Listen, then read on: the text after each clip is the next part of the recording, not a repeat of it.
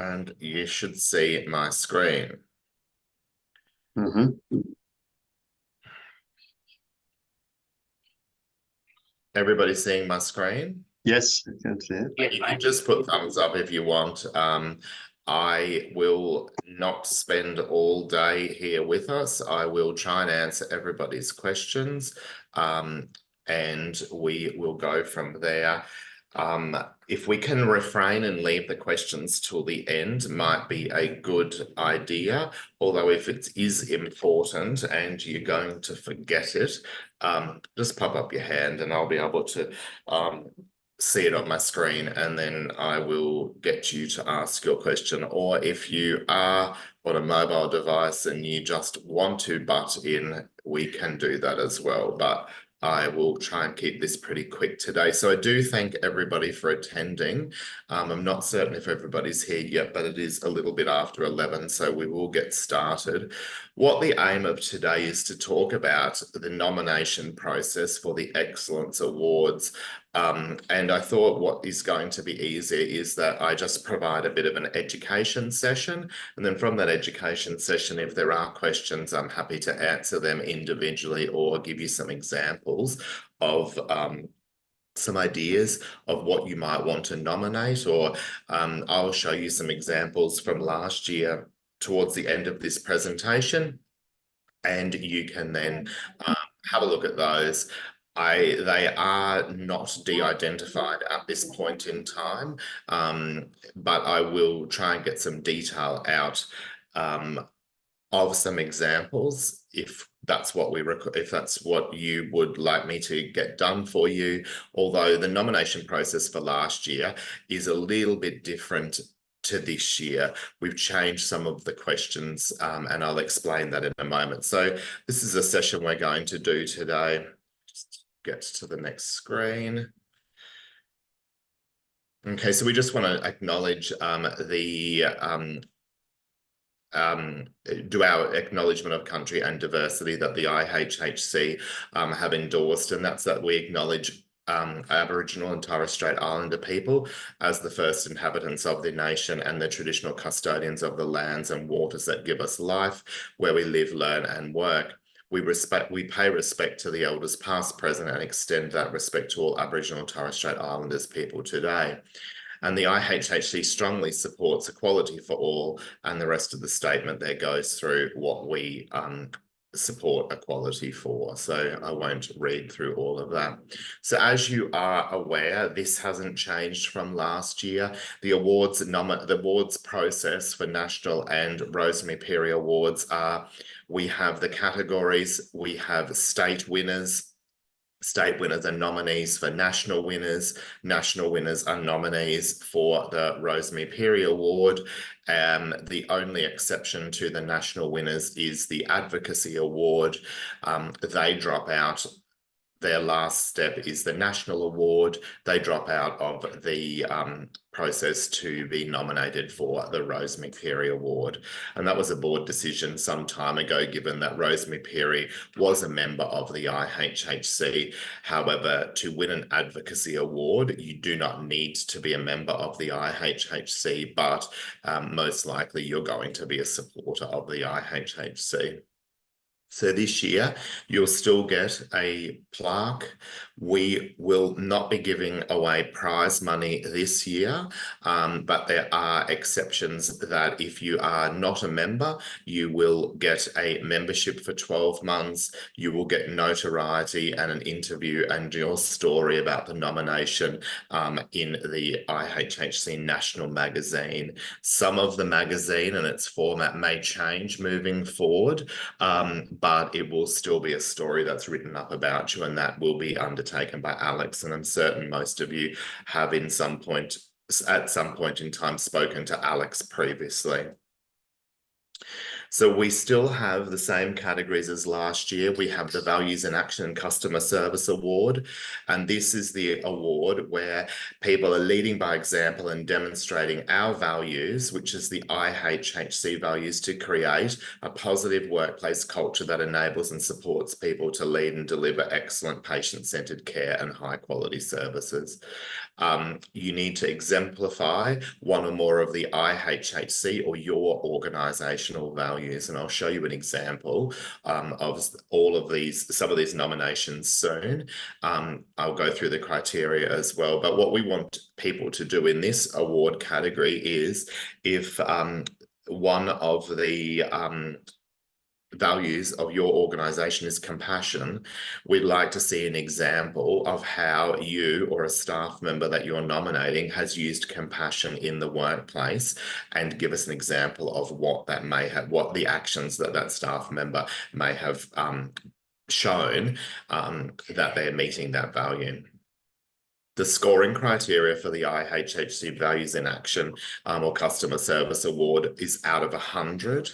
And what we're looking for is examples of exceptional customer service, using the examples of that person making other people feel valued, that they're using examples of giving back to the organization or to the customers, clients, or patients that they look after, that they're doing that in collaboration. You need to talk about the IHHC and their workplace values. And that is, like I said, an example of if compassion is, one of the values of your organization, or excellence or high achievement.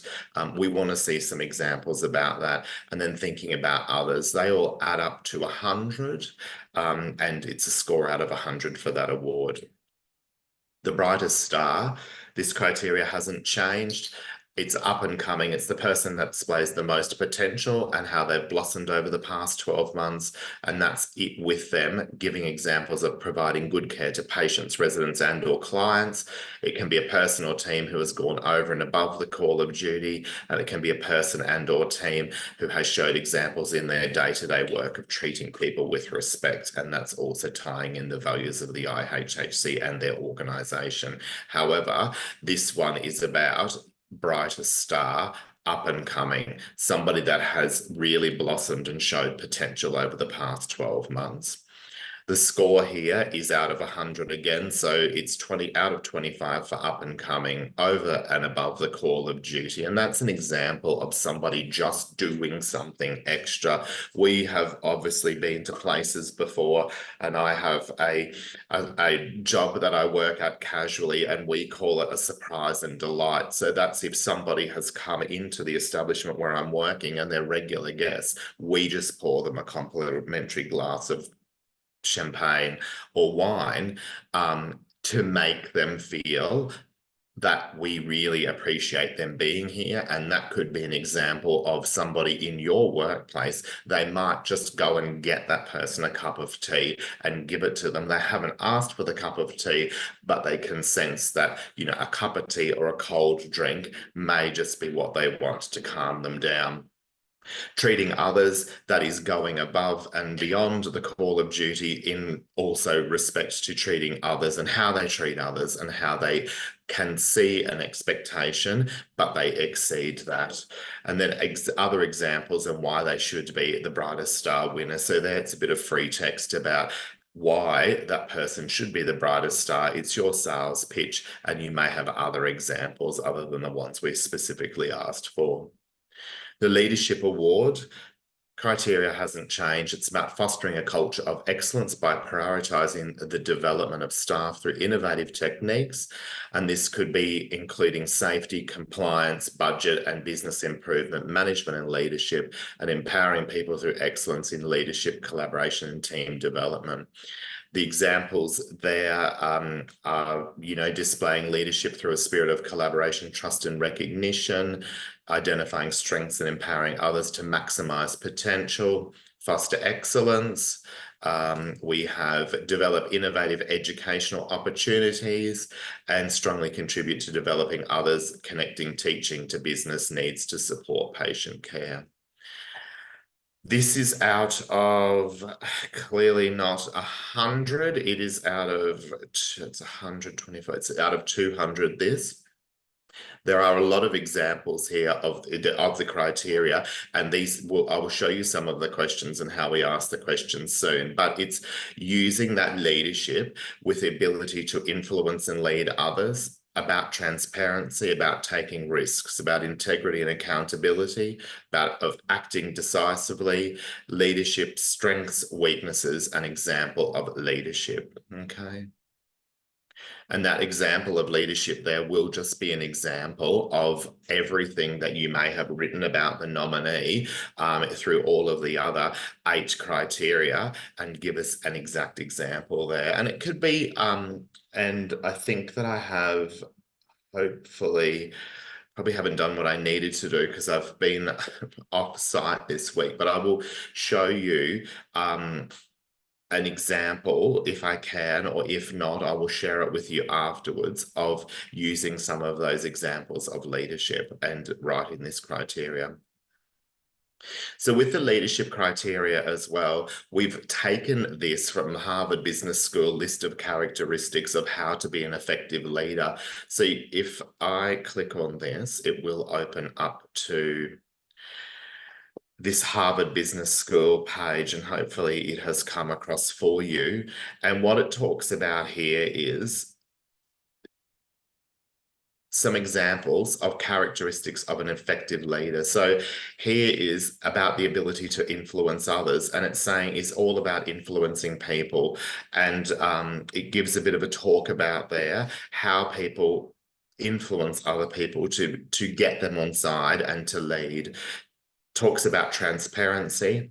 It also talks about encourage risk-taking and innovation. And I'm certain all of us have been in situations in our workplace where we have thought, is this going to be a good decision to make? And this is, you can use that example, you know, of risk-taking. And it can be here, you know, you can't wave a wand and you can't dictate to people that they need to be more creative and wake up the next day to find people taking risks and trying new things. I'm actually in Mount Isa today, and you know, there's some things that we're taking a big risk today because the board are up here, and the board wish to go for a walk through the area that I'm working in, but there's probably some things that may need to be fixed up in that area probably before we took the board through. So we're taking a risk. But that may pay off in that if there are things that need to be fixed, they may actually ask, you know, how can we assist in getting these things fixed? And they may be able to, you know, help in the long run to getting some of those things fixed a little quicker. We go back to the presentation. Hopefully you're all still seeing that presentation. So there's just some examples here of the characteristics and what we would expect people to write about. The field, and I will go into Judgify today, hopefully, if I can get in. And I'm only saying get in because I'm using a network that may restrict me today. Otherwise, there wouldn't normally be issues of getting in. But, you know, I will give you show you what you need to write in there, particularly about the strengths and weaknesses. And the weaknesses could just be, and I think I've seen a nomination already in there, that somebody's nominating a person for this award, and English is that person's second language. So what they have said is there that the weakness for that person they're nominating is English is their second language, but given some examples there of how that person or how the employer tries to help that employee overcome that weakness of English being their second language and translating that through so the staff can actually understand that person. Pardon me, and that's probably a good example of that one. Strengths we should be reasonably comfortable with writing. Project of the year hasn't changed. It's driving ideas into action through innovative approaches, service improvement in a project that has developed in their organisation or workplace. And examples of this could be a new or innovative activity that has enhanced the service to clients and made improvement to the business. There's some examples there, but what I do want to do is go here to the scoring criteria, and that is what the criteria and what you will be scored against. So let me just check the next page. I didn't pop it in. This is taken from, this criteria is taken from a project management perspective, in that what we want you to do is outline the project, what it is, and the team members involved. And is it a multidisciplinary team? So say if I'm in a hospital and I'm nominating something and it involves care staff, it involves admin staff, and it involves support services staff, that's where I'd be identifying the team members involved, particularly multidisciplinary, that I'd be writing there that, you know, it's operational services, it is the director of nursing, and it is the admin staff, because we need all of those people to be involved in getting this project up off the ground and up and running for it to be successful. Outline there a little bit as best you can the project plan and the timeline. And I'm pretty certain for that criteria, what I have done is actually, if you have a sanitized version of the timeline and the project, or if you want to just, so when I'm saying sanitized, you might need to remove some names and some information in there that not necessarily can be shared outside of your organization, but that'll be an opportunity there where you can actually just upload a document if you have the project plan and the timeline already in a PDF document. You don't need to type it out, you can just upload it. What resources were required? So, you know, did you need new personnel or employees? Was there equipment that needed to be sourced? Were there financial resources for that, or did you have to seek funding? An example of the implementation and communication plan, I think that could be where you could upload something as well. Identified risks and outcomes to be achieved. So as you know, we're always going to do probably a SWOT analysis for the project we're looking at undertaking or putting into place. So, you know, what were the risks in us not doing this, but what are the risks of us doing this project as well and getting it up and running? What's your final overall assessment? What were the lessons learned? And then some open-ended responses. And that's some free text where you can just type in anything about why you think the project of the year, your project, should be a nominee for the project of the year. Advocacy is about, and I know that Sean has been trying to get on to me, and I apologize, Sean, but I haven't actually been around much. I've been traveling quite a little bit, but this is for any company out there, or it is for you as an employer, or sorry, yeah, you as an employee or of an organization, that you can nominate someone for this award. So last year's winner was Seaboard, and they were nominated by Marta. This is for the national awards, and this is where the Marta Hospital gave examples of Seaboard working with them to bring benefits to the organization, that is to Marta, and also bring benefits obviously to Seaboard as well, and working in collaboration. So in the example of an equipment company, this could be about, there is a specific piece of equipment that a company has.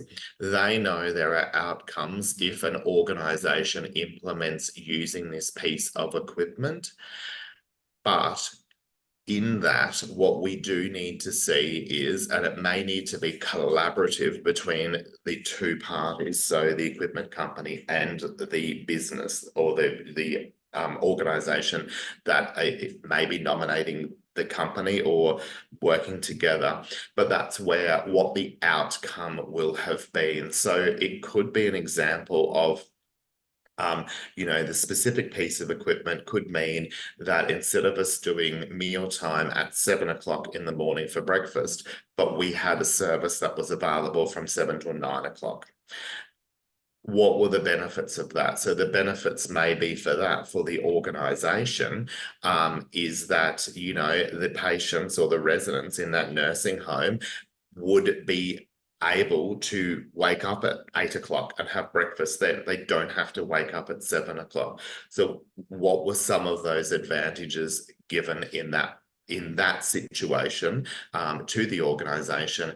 And yes, it will be with that company, the equipment company, about selling a product, but there's a financial benefit for them, but there's also a benefit to the organization where there are outcomes that are going to help that organization with accreditation, maybe aged care accreditation or hospital accreditation.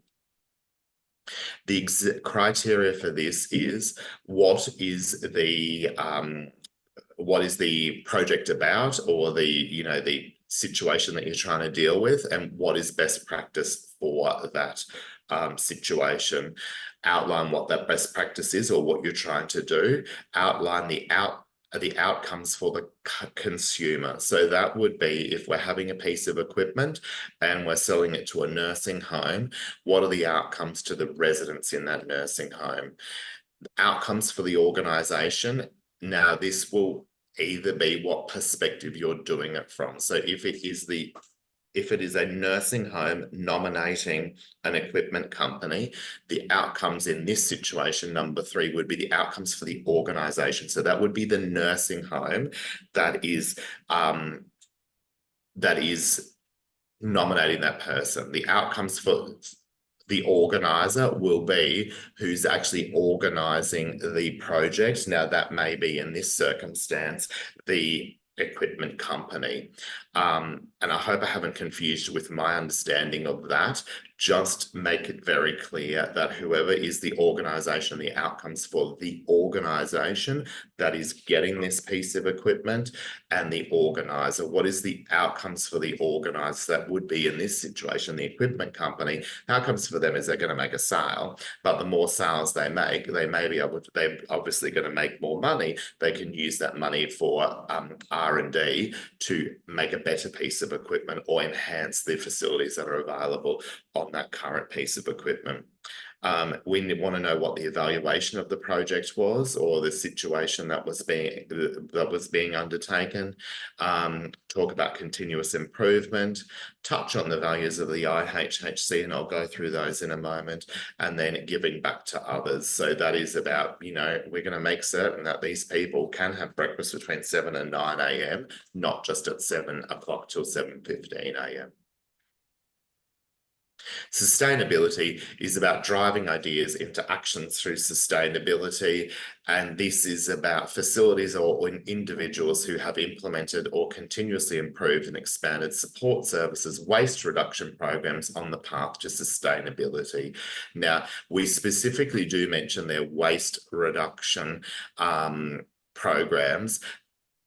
That can be a lot of things. So it can specifically be waste, as in waste that is generated, but I think we also need to read into this that sustainability can be a lot of things. So it can be there about donation programs, composting, recycling, upcycling, repurposing, water conservation, improving the use of reusables, working towards zero emission goals as set by the organisation and the government. So the key points here are that the applications need to go above and beyond, standard practice. Yes, if it's just something that you're doing because you might get, I don't know what the outcome might be, but we want to see something that is set a little higher that we're going to achieve and make a bit of a difference. Okay. The criteria is, what is the impact on the measure taken? So what is the measures that were taken? What is the impact from that? Are there any carbon-related reductions?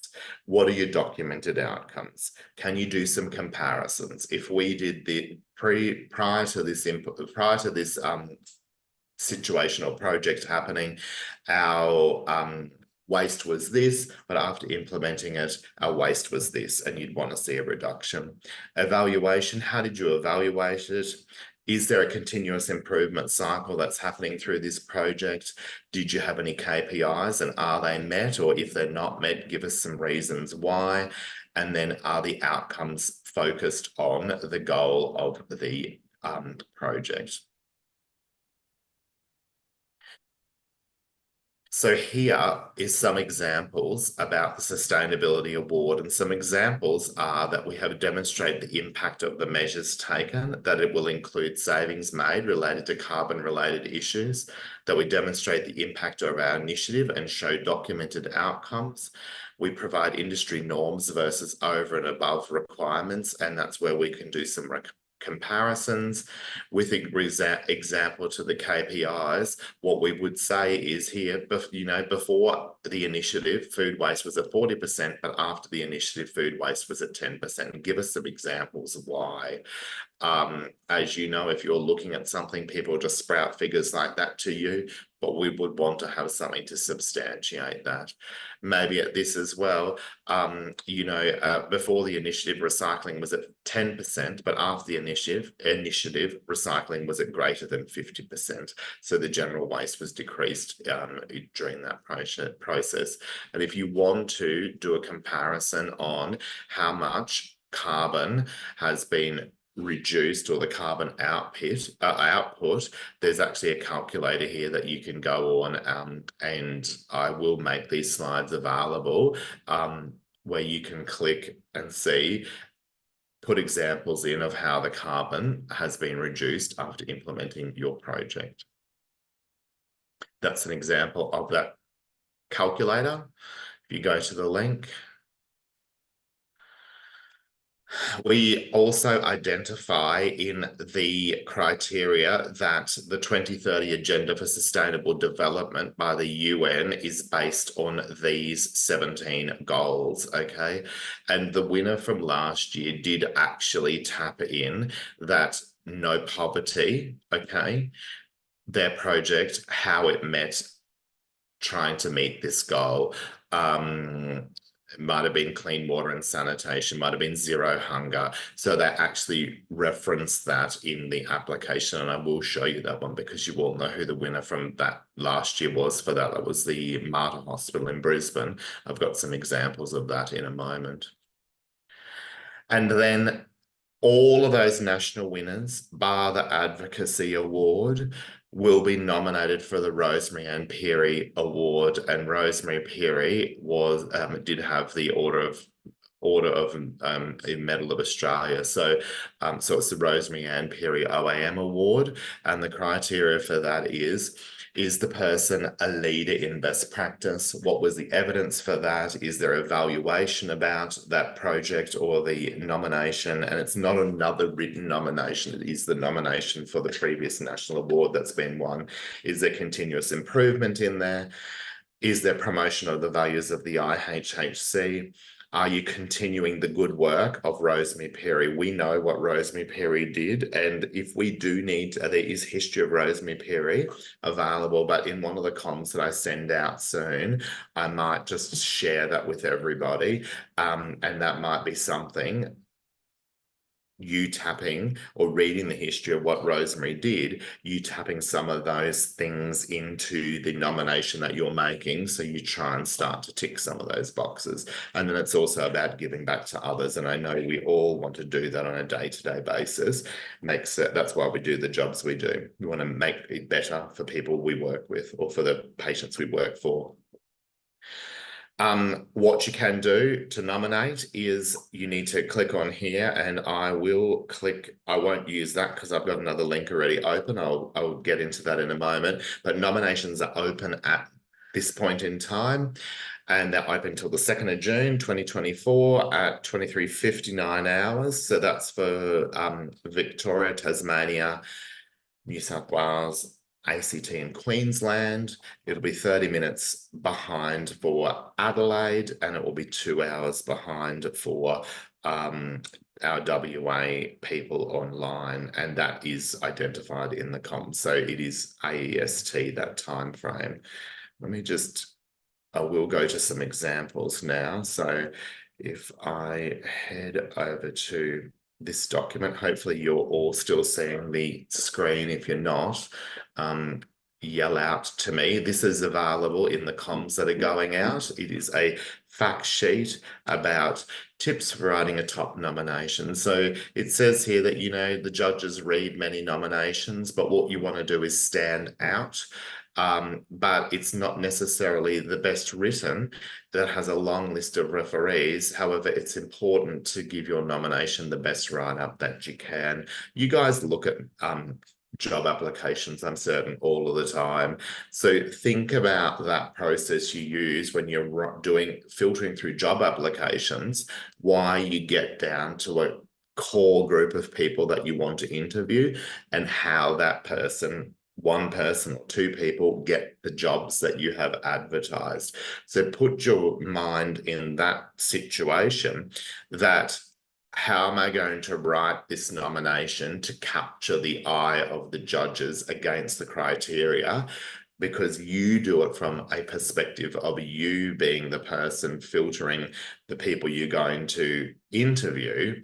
The judges here are doing that based on who's going to win the award. So it's kind of like that same process. So with the information, you need to ask yourself, what activities or action has the nominee undertaken to stand out? What have they accomplished that goes over and above or beyond their job description? Do they have any special skills or talents? Has the nominee changed their workplace or the processes in their workplace? And that's obviously a project nomination. Why are you motivated to nominate this person? And that might be something that you write in the free text. It might be along the lines of, I'm nominating this person because after 20 years of working in the hospitality and healthcare industry, this person stands out and they go above and beyond the call of duty because of these examples, and just pop a couple of examples in there that are meeting the criteria. As I said, consider the judging panel. We look at a lot of nominations. You look at a lot of job applications, and what you think seeing is, okay, if there's acronyms in there, don't just put the acronym, you need to spell it out. Don't use overly specific language where somebody from another state or another organization wouldn't understand that language. There's a specific language that Queensland Health use because we're just so used to using it, acronyms, and that's all based on, you know, regions. It's probably different here in Northwest or Mount Isa where I am today, other than a language that we use at the Royal Brisbane and Women's Hospital. But the thing is, if you're writing that nomination, outline it. You can use the acronym, but spell it out the first time and then use the acronym any times after that. You want to make it as clear as possible to the judging panel about the nomination, and you can share your story. What motivates the person to make a difference? What personal challenges have they overcome in their life? And you might say that this person is being nominated because, you know, they looked after a parent for many years and the parent went into a nursing home, and now they just want to give back and make that person feel great, or they want to go over and above the call of, or beyond the call of duty with that person, simply because they want to treat that person how they would want to be treated if they were in that situation. Don't just say it, prove it. As I said before, don't just write idle dot points. What you need to do is you need to give examples of what is actually happening. Give some evidence behind it, okay? Explain the facts, as I said. Support your nomination with facts and reliable statistics if you have them, and that might be in the project nomination. Aim for quality, not quantity. So a long nomination is not always the best. You might want to use short sentences, concise, and avoid repetition. It does say he's limited to 500 words. That has changed. Each section is limited to a word count, but you don't have to fulfill that full word count, okay? Stick to answering the questions. Don't waffle on. Answer the question. Be short and to the point and succinct whilst you're giving examples, okay? This is the scoring criteria that is available. I think some of those sums don't add up because one of those I don't think adds up to 100. It was 200. But the point I want to make out, this does I think may need to be updated because there were some changes and I probably missed it. The criteria in Judgify, what I just showed you on the PowerPoint is exactly what it is. The point I do want to make here is if there's only one nominee in a state for that award, they will clearly win that award if there's no one up against them. But when they go to the national awards, there'll be a deduction of 25 points, given that if somebody in a state has had no competition, we're not discounting them from winning the national award, but if there's somebody in another state that has had 10 nominees against them and they win that state award, there is a disadvantage if there has been no competition to the other nominee from a state where there's been no competition against them. So it's 25-point deduction if there's no one against them. Now, we try and cover that up as much as possible, that if it has happened before, it's sad to think that there is no more than one nomination in a category from a state, but just happens sometimes. And when I say cover it up, we don't make a spectacle of that, identifying that there was one nominee for the award and therefore they win the award. We try very hard to get as many nominees as we can, but it has happened and there has been a deduction. And if it does happen again this year, there will be that 25-point reduction. So this is just the examples, as I said, of the criteria. This is available. It does go out with the comms, and you can email me if you have any questions. Let me just get off this page for a minute. And what I will do is show you some examples. At this point in time, are there any questions from anybody? It's good. That's good that I don't have any questions at the moment. Let me just go back to here to share my screen. Okay. Now we know that Denise Cruikshank won the Queensland and New South Wales Leadership Award last year. She won the National Award and she ended up winning the Rosemary Peary Award. So the criteria and the way you have to write it in Judgify, as I said a moment ago, has changed this year, and I will go in there in a moment and show you those questions if I can get in. However, this is the nomination from last year. So the nomination title was Food is Medicine, Devoting a Lifetime to Food Service Management.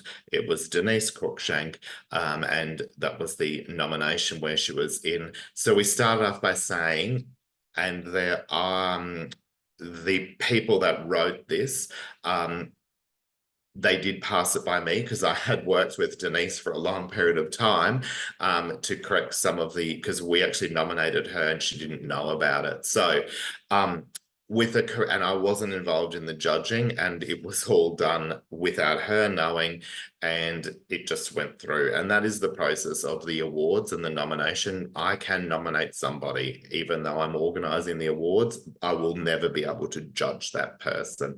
If it does come in the back end that there is a decision that needs to be made about something about that nomination, another person takes over that, and it's most likely Lisa or somebody else on the board. We start by saying here that with a career in dietetics and food service management spanning over 40 years, Denise has been a leader advocating for best practice for many years. A bit of history: she graduated in 1980. One of her favourite sayings has always been food is medicine, and that has become her motto very early on in her career. Talk about what she started with and what her passion was.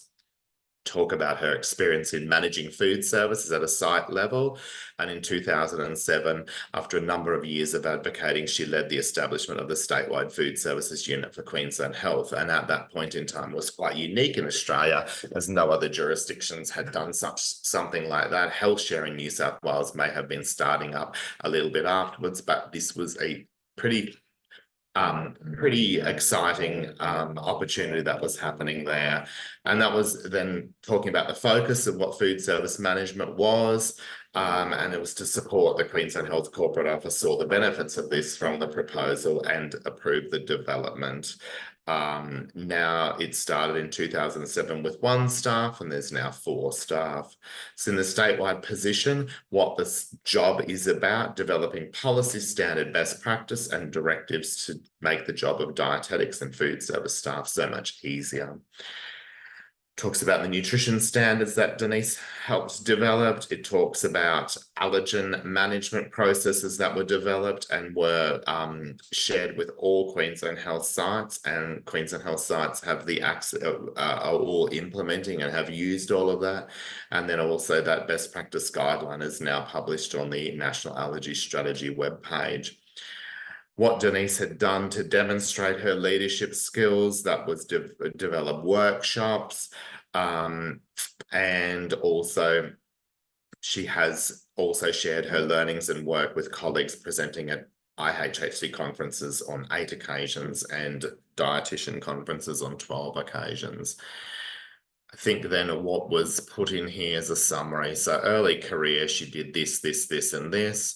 Highlights. Since 2007, she had led the establishment, developed and published updated the Queensland Health Nutrition Standards for meals and menus in 2012, 2015, 2018, and 2022. So 4 iterations of that. Coordinated at the development and implementation of this Queensland Health statewide KPIs through all of those years, and then annual benchmarking since. There's also here since 2019 what she has done, and that was submitted and obviously won that state award and national award, and then the Rosemary Peary, simply because Rosemary was very similar in this respect, that she was an advocate for a lot of this stuff happening in New South Wales Health early on in her career. Let me show you another nomination of the sustainability one from the Mater Hospital last year.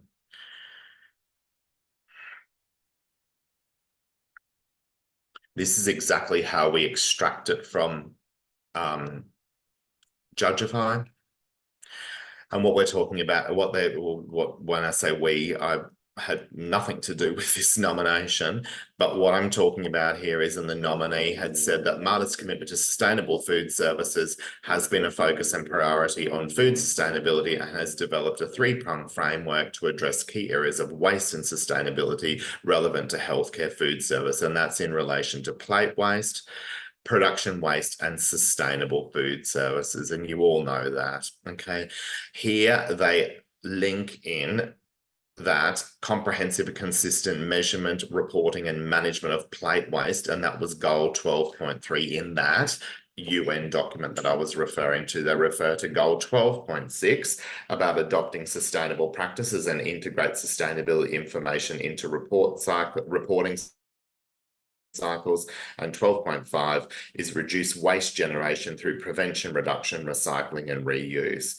How they did this is Mater collects and reports on plate waste for every patient on every meal tray every day using the Seaboard software mobile intake, which is obviously trademarked. The software allows this to be undertaken. The data is collected through its own sophisticated data analytics platform, which was the first and only of its kind in Australia, and data is monitored monthly at end of month reporting meetings. They then talk here about Mater records some of the lowest plate waste known in healthcare food services on an average of 4 to 6%, and that's a Queensland Health KPI. And then research on the plate waste outcomes have been published in multiple international peer journals, and they obviously link here where they have been published, and how the identification of this taps in with this goal from the UN document I was referring to.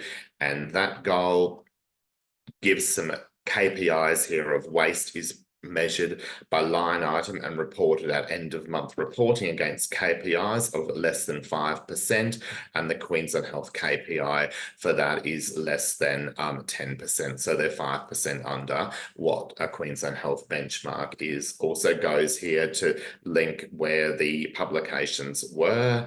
Also then talks here, these are the references. So it will give you the reference of those documents, which is exactly what we were asking for, because it's basically substantiating what you're saying.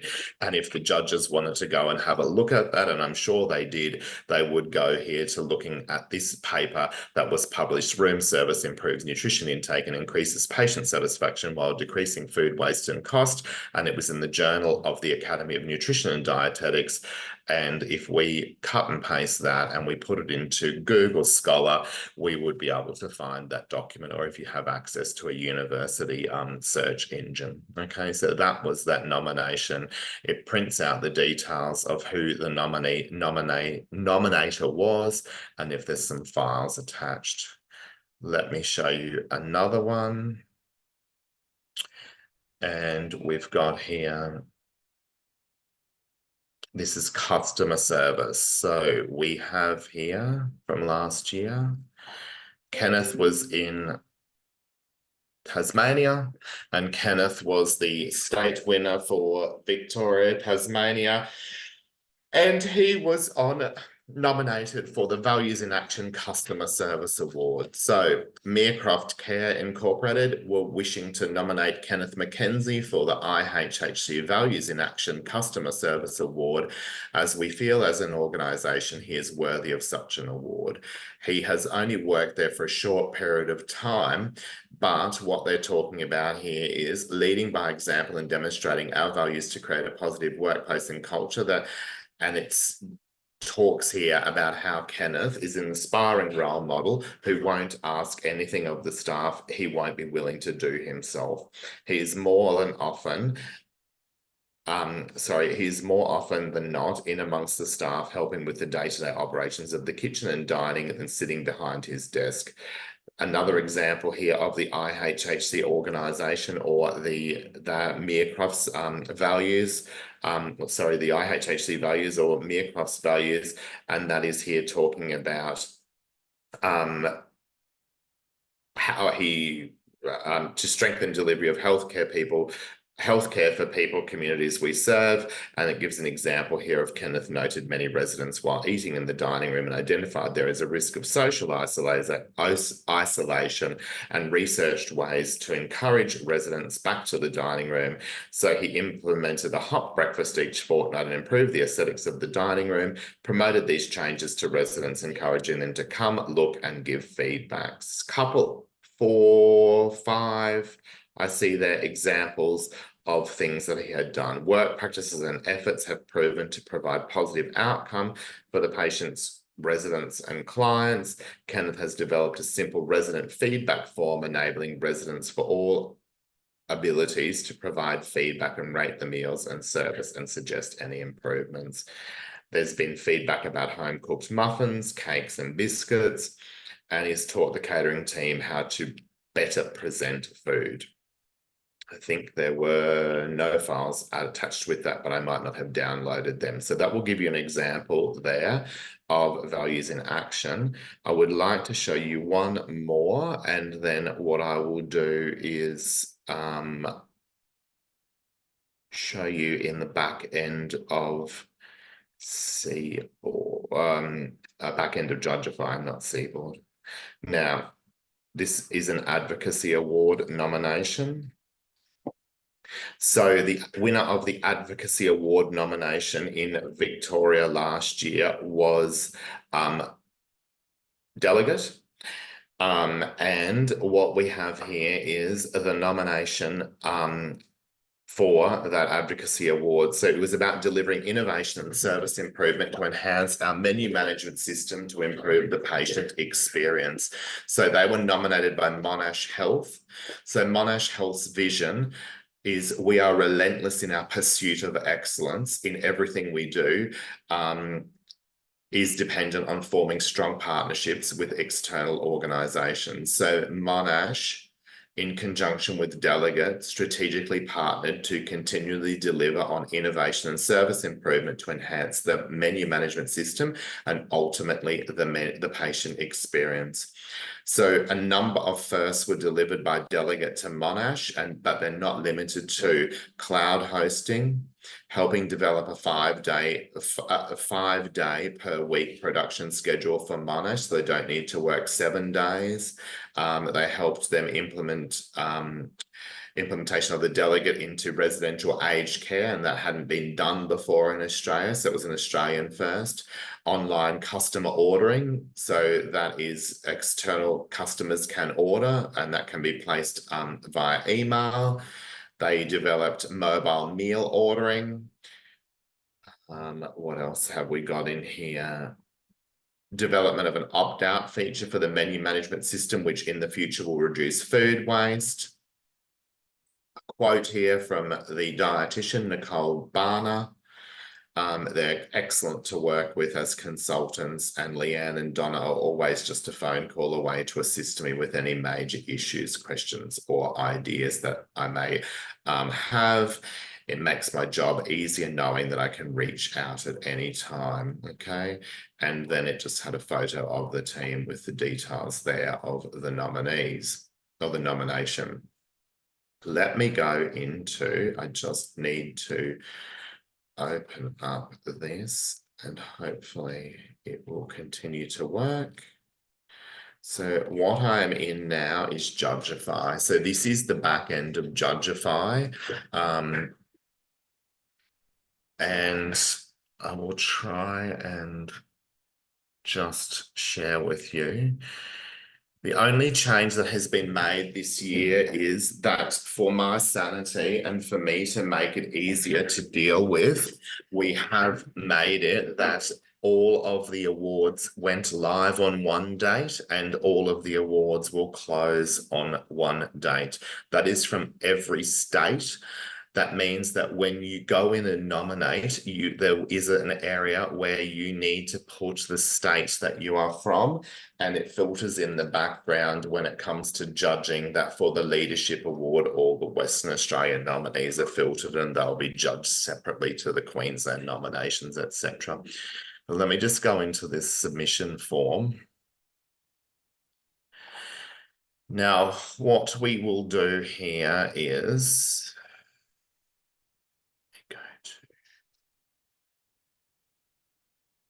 just going to preview the submission form for you. You will choose the category. Okay, so this is the generic information that you will see when you are going to put your nomination in. But say we want to nominate for the brightest star. So what this will do, and you are seeing the back end, it will look different from your perspective. You'll put your title, what you are, but it comes up then with the list of questions. Now it says out of 500, you don't need to write 500 words. Take into account what I mentioned before about being short, sharp, and succinct. First question is, tell us about how the nominee has displayed potential and how they have blossomed over the last 12 months. Give an example of how the nominee has gone over and above the call of duty in the last 12 months. Can you give examples of how the nominee has displayed treating people with respect and also how they have met and displayed the values of the IHHC, which are people, excellence, relevance, and accountability, and or their workplaces, and please list those in the past 12 months. Why does the nominee deserve to win the IHHC Brightest Star Award? And if there's anything else, that's your free text to put it in. We also then have some areas here where you can upload some files. I just see 2 questions. I think people have dropped out. They just have to go to another meeting. Let me just go to, say, the Project of the Year award. So the questions you will then have to answer is, what is the project name and what are you trying to achieve? Who are the project team members?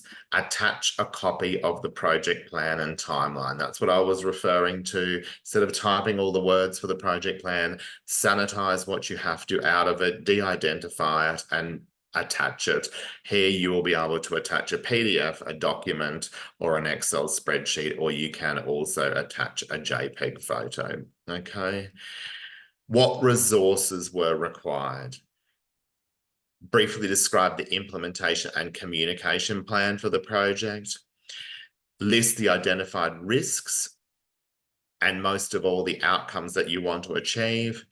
Describe the overall final assessment and did you achieve what you set out to achieve? List the lessons learned. Is there anything else that you want to add that you think may be helpful for the judges to understand the outcome?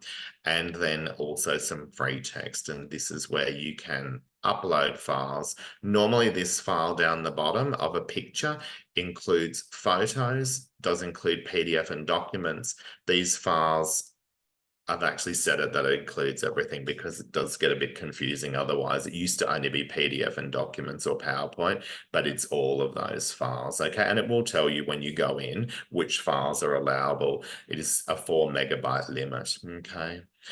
I won't go through all of these. We are nearly at time and I will also allow a couple of questions if there are, but I'll look at this leadership one. Same details, generic information.